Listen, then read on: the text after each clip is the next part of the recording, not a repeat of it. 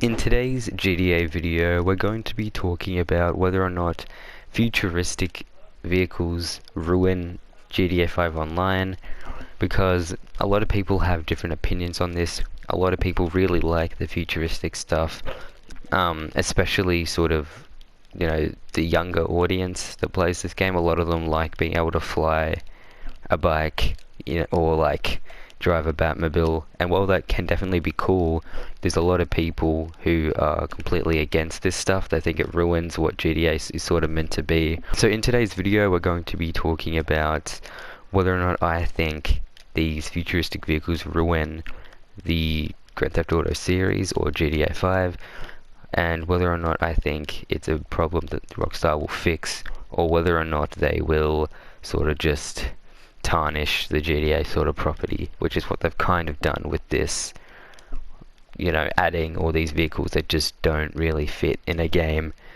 that is set from 2013 to 2021. But before we get into it, if you guys enjoyed the video at any point or are a fan of the GTA series, consider leaving a like and subscribing, because it would mean a lot.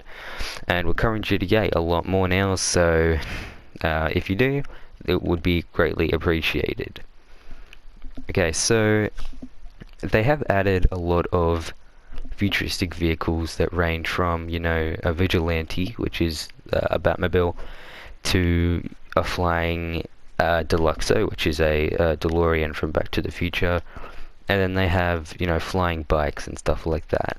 And, some people that don't play the game may sort of think, why is this such a big problem?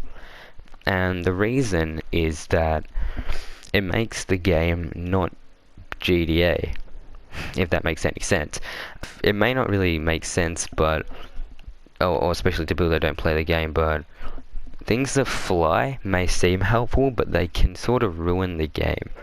But before we actually get into the negatives, because there's probably more negatives than positives, I want to quickly go through some positives of these sort of flying futuristic vehicles, before I just completely shit on them. So first up, especially the Oppressor Mark II, they're really good for grinding missions.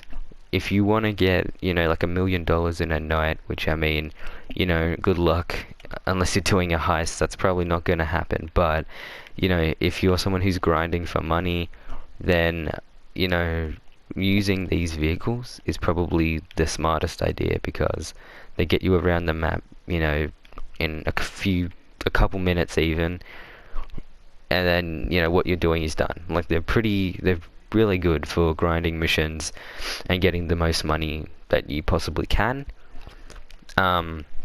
Even fun as well. The fun factor with these is amazing. More so in private with your friends. In public lobbies, definitely not. But, when you're just messing around with your friends, especially things like the Vigilante, they can be really fun. Just like boosting into your friends and like sending them flying. It's always really funny.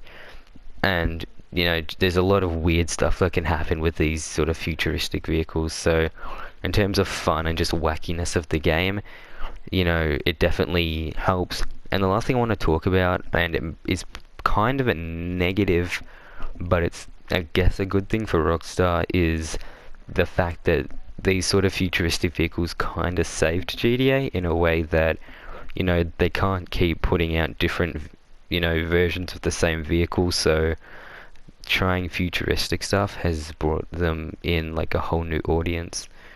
So I guess that's a positive in a way, but also kind of negative for people that, want the next game. But now that I've said some positives, just so you think I'm not completely one-sided, let's look at the sort of negatives. Before I get into it, I just want to say I'm kind of in the middle on this. I don't completely hate on the futuristic stuff. However, I don't think it really fits.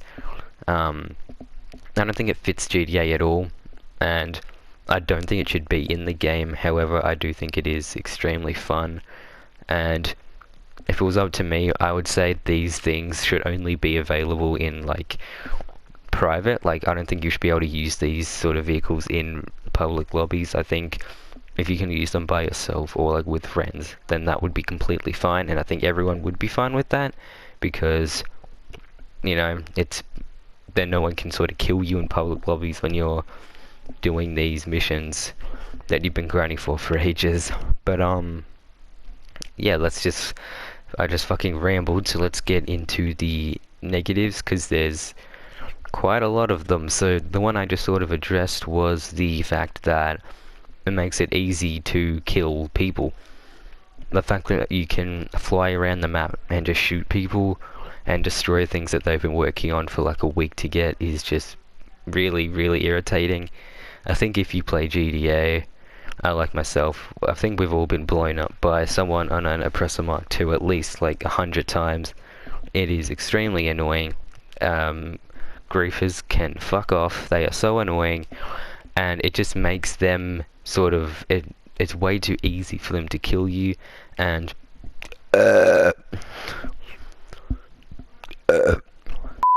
it's just way too easy for them to kill you. And I think that Rockstar have taken some sort of actions to nerf it, but definitely not enough, because it's still way too easy to kill people that haven't done anything to you, and I just don't think that's right. The next one is that it has sort of, you know, changed GTA for the worse, in a way that, you know, GTA is meant to be about stealing cars, not, you know, flying them. I think, like, buying your own car is completely fine, I think, because, you know, there's a lot of really cool looking sports cars. I don't think there's any problem with, like, the slightly futuristic sport cars. I don't think there's a problem with that, because the sports cars already exist, or definitely could exist, whereas, you know, a flying bike or car definitely isn't possible, at least at the moment. So it just doesn't really work, and as I said before, it's kind of tarnished GTA Online, because, you know, when you think of GTA or GTA Online, you should think of, you know, stealing cars or doing heists with friends, and just like a bunch of wacky shit. But like, but at the moment, a lot of people just think about flying bikes, or, you know, a Batmobile just barreling into a bunch of dudes. Like, that's sort of not what that's not really what GTA is, and it's not what it should ever be. And I'm hoping that they learn from their mistakes in the next GTA game. But who knows? They might add new stuff like this, and we can all kind of hope that they don't, because it just sucks. It really does. So another reason is the fact that these, as I sort of hinted to before, is these have, without us really noticed, oh my god, without us really noticing, have kind of pushed GTA 6 back. And the reason for that is, as I was saying before, they can't just keep releasing sports cars or classic cars. They want money, and that type of thing. People aren't going to buy shark cards for, you know, those types of cars. They want the futuristic stuff that, you know, is really expensive. And so making that purchase, they are sort of giving Rockstar all the money they need to keep, you know, working on GTA 5 and, you know, whatever else they're doing. And that just sucks, because we all want the next game, but it's just not coming for a while. And I just sort of touched on it then, and it is the next point, is shark cards.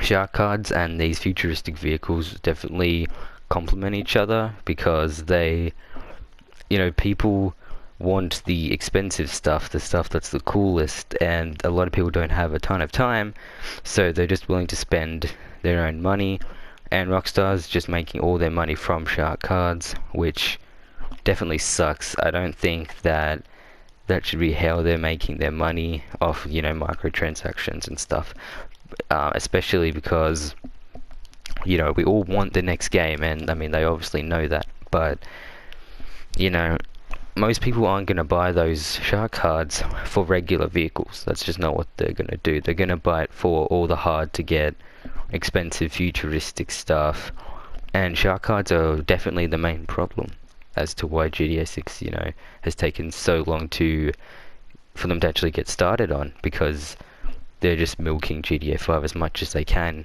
you know, because they want the money. For all we know, they're just doing this because they need a lot of money to make GTA 6, which they always do for GTA games, but I don't know, their communication isn't really good either, so it just kind of sucks, to be honest. And to end off, I just wanted to sort of talk about how it has sort of deleted a good amount of the fan base. So we talked about how a lot of these futuristic vehicles have attracted to younger audiences, and a lot of younger people are playing the game, which probably isn't a good thing, but I don't really want to get into that. I think that the actual futuristic stuff is the main reason they're playing, and I don't know, maybe regular cars, but generally it's the cool out of this world type thing. And that's kind of the complete opposite, because a lot of adults or long time fans of the series, sorry, will generally just don't enjoy this stuff. They want classic GTA, and the reason that a lot of people don't play this game anymore isn't just cause it, you know, has been out for 7 years and they want the next Rockstar game that, you know, isn't Red Dead, that's GTA, but it's mainly just because of these futuristic vehicles. Obviously, I'm not saying that's the case for everyone, because I don't know most people, so I don't know what a lot of people think, but I definitely know that I'm definitely sick of these vehicles. I've been playing this game for quite a while, and I'm definitely not a fan of them, but like Rockstar's fan base has sort of, it's gone down. There isn't as much people playing this game as there was, you know, in 2015 and 16, which I guess is kind of normal for a game, but these sort of futuristic vehicles have added a lot of new players, but it's sort of gotten rid of a lot of their old fans as well, which, I mean, is really interesting, because you would think that the, you know, old fans of the series would stay, but due to these new sort of vehicles that they've made that can just ruin someone's experience, and in certain situations they can even ruin someone's day in terms of like delivering stuff, you know, like when you've been working to get like cars and then to deliver them, and you know, you can get like 100k and then someone blows it up. Like, that's just so annoying. And one sort of bonus I want to throw in is that it adds a lot of toxicity. You might be saying that there's toxicity in every game, or in most games, and that's definitely true, but just the fact that, you know, you can't really stop these vehicles, and if someone, you know, is just bullying you with them and you don't have one of them, there's not much you can do aside from leave, and a lot of people don't want to leave. You know, they want to sort of defend themselves, but there's no way to, you know, and I think that that's just completely unfair. Let me know what you guys think in the comments down below. Do you think these vehicles have ruined GTA Online? Do you think they're fair or unfair, and do you think Rockstar will make any changes to them in the future? Leave a like and subscribe. Thank you guys for watching, and stay safe.